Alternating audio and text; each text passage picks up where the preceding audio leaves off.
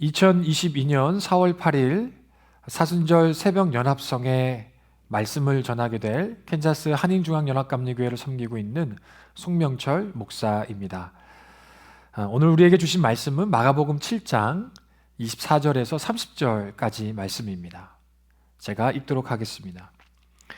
예수께서 일어나사 거기를 떠나 두루 지방으로 가서 한 집에 들어가 아무도 모르게 하시려 하나 숨길 수 없더라.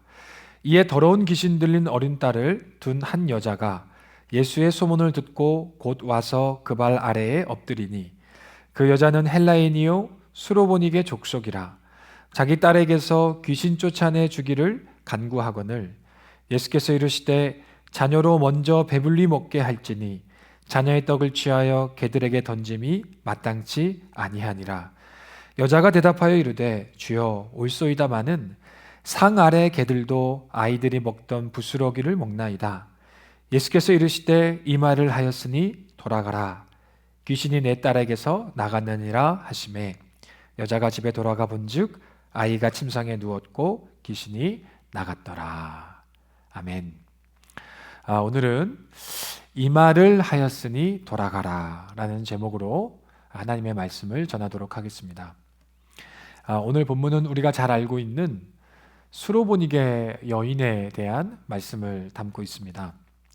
이 말씀과 함께 사실 유익이 되는, 함께 보면 도움이 되는 성경이 바로 욥기입니다. 서로 어떤 관련이 있을까 싶지만 사실은 같이 말씀을 읽으면 큰 유익이 있습니다. 여러분, 사탄이 하나님께 욥에 대해서 고자질할 때 했던 말을 여러분 기억나십니까? 욥기 1장 9절 말씀에 사탄이 여호와께 대답하여 이르되 욥이 어찌 까닭 없이 하나님을 경외하리이까? 이렇게 하나님께 도전하는 장면을 기억하실 것입니다. 어찌 까닭 없이 하나님을 경외하리이까? 욥이 하나님을 경외하는데 이유가 있다는 것입니다. 그 이유가 무엇이죠? 바로 하나님이 주신 복 때문이다라는 것입니다. 하나님이 주신 복 때문에 욥이 하나님을 경외하고 있다라고 사탄이 고자질하듯 이야기를 하고 있는 것이죠. 이 말을 뒤집어 읽으면요, 만약 욥에게 그 복을 주시지 않았더라면 욥은 하나님을 경외하지 않았을 것입니다 라고 말하고 있는 것입니다. 사탄도 분명히 아는 한 가지가 있습니다. 그게 무엇인가 하면 복 때문에 하나님을 믿는 것은 가짜라는 것이죠. 그것을 사단도 정확하게 알고 있습니다. 그럼 여러분, 진짜인지 가짜인지 어떻게 알 수 있을까요? 복 때문에 하나님을 믿었다라고 하면 그 복을 제거해 보면 그 반응을 보고서 진짜인지 가짜인지 알 수 있을 것입니다. 하나님이 주셨던 복을 다 사라지게 하면 알 수 있는 것이죠. 사탄이 그것을 하나님께 제안을 합니다.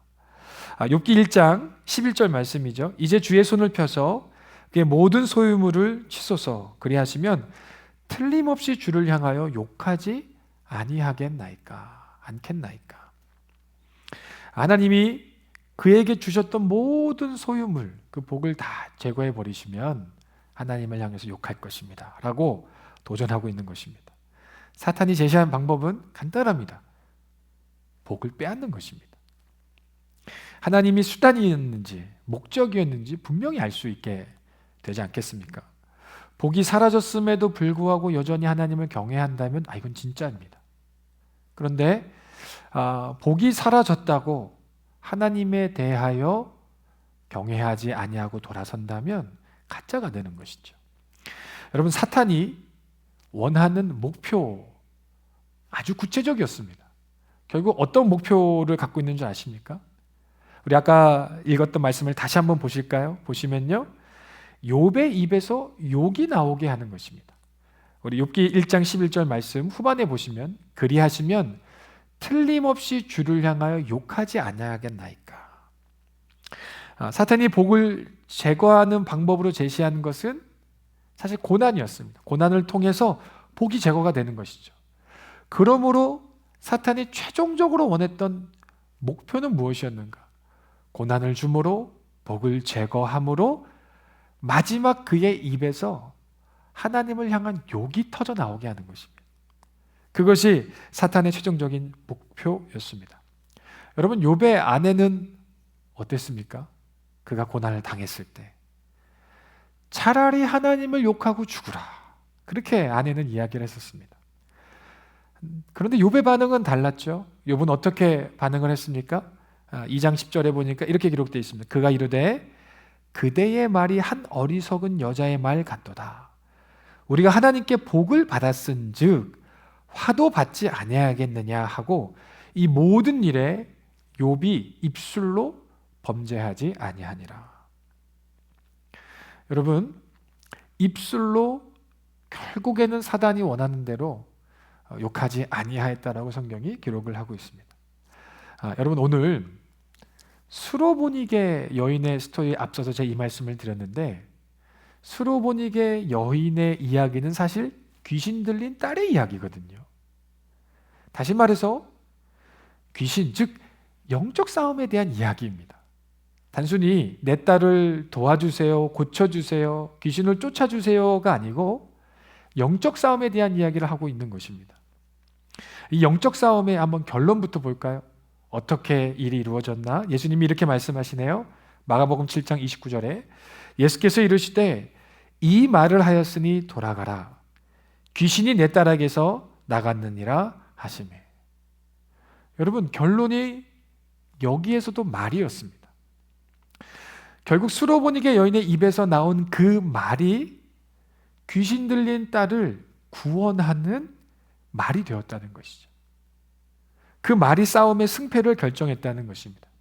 여러분, 우리들의 영적 싸움은 결국 이 입에서 좌우될 때가 너무나도 많다는 것이죠. 여러분, 수로보니게 여인이 갖고 있었던 지혜를 보기에 앞서서 그가 먼저 처했던 상황을 좀 보면 좋겠습니다.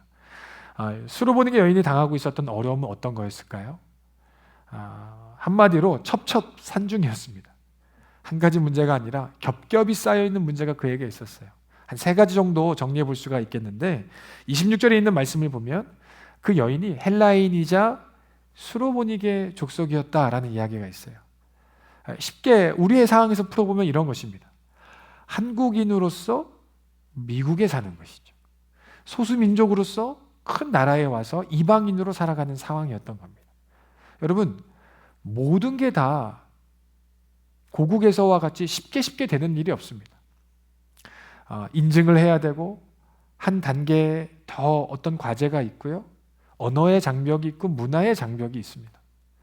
쉽게 되는 일들이 하나도 없지 않습니까? 우리가 다 그 경험을 통해서 알고 있을 텐데 이미 그 여인은 이방인으로서 충분히 어려움을 느끼고 있는 상황이었는데 문제는 두 번째 문제죠. 내 딸의 귀신이 들렸는데요.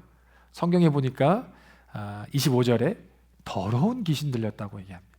성경에도 보면 그냥 귀신 들렸다 이런 표현도 있고요. 더러운 귀신에 들렸다 이런 표현들이 왕왕 나옵니다. 지금 이 상황은 너무 심각한 상황인 거예요. 정상적인 생활이 불가능할 정도입니다. 이 딸을 어찌하지 못하면 나조차도 정상적으로 살아가기 어려울 것 같은 그런 상황에 당면해 있는 것이죠. 근데 가장 큰 문제는 그게 아니었습니다. 진짜 큰 문제는 뭐였는가 하면 내가 유일한 해결책이라고 믿고 있었던 예수님께 갔더니 예수님이 나를 거절하시는 것입니다. 나를 외면하시는 것 같은 것이죠. 마치 이런 거죠. 혼자 싸우고 있는 것 같습니다. 하나님도 내 편이 아니고 가족도 내 편이 아니고 모든 상황이 나의 반대편에 놓여져 있는 것 같은 느낌이 드는 그런 상황이 이 수로보니게 여인이 당면하고 있는 어려움이었던 것입니다. 예수님께 도움을 요청했더니 뭐라고 말씀하셨죠? 27절에 예수께서 이르시되 자녀로 먼저 배불리 먹게 할지니 자녀의 떡을 취하여 개들에게 던짐이 마땅치 아니하리라.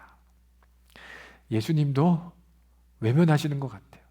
심지어는 너무 심한 말로 내 마음에, 내 가슴에 있는 그 심정을 후벼파시는 것 같습니다. 이런 거죠. 유대인에게 먼저고 이방인에게는 나중이다.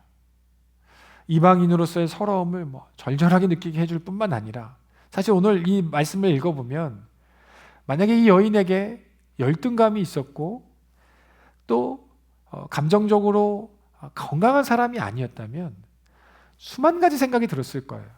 이런 생각이 들지 않았겠습니까? 어떻게 사람을 감히 짐승에, 그것도 개에 비유할 수 있나? 자녀의 떡을 취하여 개들에게 줌이 마땅치 않다. 지금 나를 개라고 얘기하시는 거네? 나를 짐승에 비유하고 있는데 어떻게 예수님이 그러실 수 있을까? 열등감, 실망감, 여러 가지 감정의 소용돌이가 도전해 왔지 않겠습니까? 흔들었지 않겠습니까? 예수님도 결국 사람 차별하는구나. 결국 예수님도 별 수 없구나. 내가 유일하게 희망을 걸었던 그 예수님조차도 소용이 없구나. 그런 절망감에 휩싸여 있었을 것입니다. 여러분, 누가 봐도요, 여기에서 원망해도 뭐라 그럴 사람이 많지 않을 것입니다. 어쩌면 너무 원망하기에, 불평하기에 적격인 상황을 이 여인이 맞이하고 있습니다. 그런데 이 여인의 대답이 너무 놀랍지 않습니까? 오늘 28절 말씀 다시 한번 읽어보면요. 여자가 대답하여 이르되 주여 올소이다마는 상 아래 개들도 아이들이 먹던 부스러기를 먹나이다. 그의 첫 번째 대답이 주여 올소이다. 이미 결론을 내렸습니다. 당신의 말은 옳습니다. 이 모든 말 안에 그의 신앙 고백이 들어가 있습니다. 그러면서 말하기를 상 아래 개들도 아이들이 먹던 부스러기를 먹나이다. 여러분, 영적 싸움에 대한 이야기를 사실 우리가 듣고 있는 것입니다.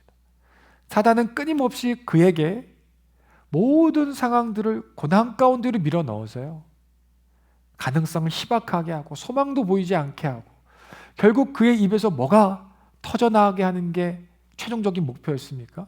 하나님을 원망하는 것, 하나님을 욕하는 것. 틀림없이 욥이 그랬듯이 수로보니게 여인도 욕할 것입니다. 지금 그런 영적 상황에 놓여져 있는 것이죠. 그런데 그런 시비를 붙였는데 시비를 당하지 않았습니다. 열등감도 실망감도 찾아볼 수가 없습니다. 오히려 이 고백이 여러분 이방인들에게 아직 허락되지 아니했던 하나님의 역사를 앞당기게 합니다. 우리 29절 30절입니다. 예수께서 이르시되 이 말을 하였으니 돌아가라. 귀신이 내 딸에게서 나갔느니라 하시매 여자가 집에 돌아가 본즉 아이가 침상에 누웠고 귀신이 나갔더라.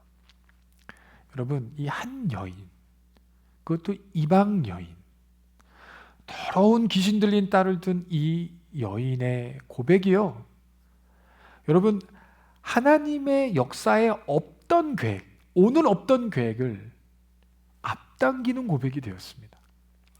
여러분, 우리는요 하나님을 좌지우지할 수 없습니다.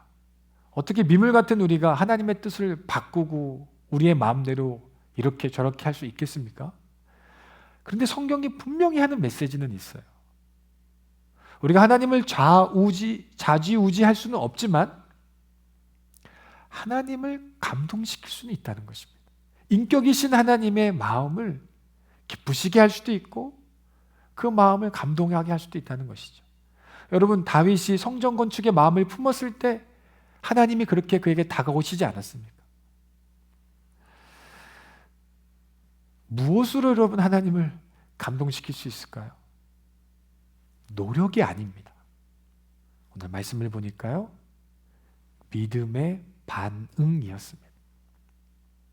하나님의 마음을 감동시키는 것은 다른 것이 아니라 어떤 우리의 노력과 우리가 쌓아온 금자탑이 아니라 그 어려운 상황 속에서, 고난 가운데에서, 어쩌면 사탄의 영적인 전쟁터 그 한 복판에서 믿음으로 고백을 올려드리는 것입니다. 그 믿음의 반응을 주님이 보시고 없던 계획, 하나님의 스케줄에 생각지도 않았던 일들을 확 당겨서 이 한 여인의 딸을 구원하시기 위해서 당신의 시간표를 바꾸셨다라고 하는 것입니다. 겸손한 믿음의 반응이 그 크신 하나님의 역사를 앞당기기도 할 수 있었다. 이 놀라운 일 아니겠습니까? 여러분, 우리가 어려움을 만날 때 두 존재가 우리의 입술을 주시하고 있습니다. 첫째는 하나님이시고요. 하나님만 보시지 않고요, 사탄도 지켜보고 있습니다. 내 입에서 어떤 말이 나오게 할 것인지를 의도를 가지고 도전해 오고 있는 것입니다. 여러분, 그때 어느 날 갑자기 가지고 있던 복이 사라졌을 때, 어느 날 갑자기 사방으로 우겨싸는 고통을 당하고 있을 때, 뜻하지 않은 고난 가운데 내가 놓여 있을 때, 여러분, 이 수로보니게 여인의 믿음으로 우리가 겸손히 반응할 수 있다면, 우리의 특별히 입에서 그럼에도 불구하고 하나님 앞에 나아가는 고백을 드릴 수 있다면, 하나님의 놀라운 역사가 멈추지 않고 우리를 통하여서 일어나게 될 줄 믿습니다. 말씀을 정리하겠습니다. 오늘도 하나님은, 또 사탄은 우리의 입술을 지켜보고 계십니다. 영적인 전쟁터에서 흔들리지 아니하고 하나님의 말씀을 따라 믿음으로 반응할 수 있는 우리 모든 지체가 다 되실 수 있기를 주님의 이름으로 축원합니다. 기도하겠습니다. 사랑의 하나님, 오늘 이 새벽에 우리에게 주신 말씀을 내 마음 중심에 올려놓고 하나님, 내 자신을 바라볼 수 있는 거울이 되게 하여 주시옵소서. 우리가 연약하고 또한 하나님의 은혜에 반응하지 못하는 너무나도 경솔한 때가 많았음을 고백합니다. 하나님의 보혈로 씻겨주시고 하나님의 은혜로 다시 한번 우리들의 영혼을 새롭게 하여 주셔서 이 시간 넘어진 자가 일어나게 하여 주시고, 주저했던 자가 있다면 주님의 분명한 말씀을 붙잡고 오늘도 믿음으로 겸손하게 반응하여 스로보니게 여인에게 임하였던 은혜가 우리 모두에게 누려질 수 있는 이 하루가 될 수 있도록 은총을 베풀어 주시옵소서. 오늘도 함께 하실 주님을 찬양하며 거룩하신 예수 그리스도의 이름으로 감사드리며 기도드리옵나이다. 아멘.